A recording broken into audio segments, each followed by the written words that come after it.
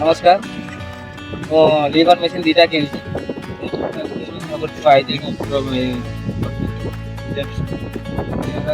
କହିଲି ଏବେ ବହୁତ ଭଲ ତ ତାର ମାଇଲେଜ ବି ଭଲ ଦେଉଛି, ମେସିନ୍ର କଣ୍ଡିସନ୍ ଭଲ ରହୁଛି, ତାର ସର୍ଭିସିଂ ବି ଭଲ ରହୁଛି। କିନ୍ତୁ ଆମର ଯେଉଁ ମେସିନ୍ର ମେସିନ୍ର ଲୋଡ଼ିଂ ସ୍ପିଡ୍ ବହୁତ ଭଲ। ମେସିନ୍ ହେଇଗଲା ଆପଣଙ୍କର ଆଉ ଅଲଗା କମ୍ପାନୀ ଯେତେ ଅଛି ତାଙ୍କଠୁ ବହୁତ ମାତ୍ରାରେ 100 ଗୁଣରେ ଭଲ ଟ୍ରାନ୍ସପୋର୍ଟ।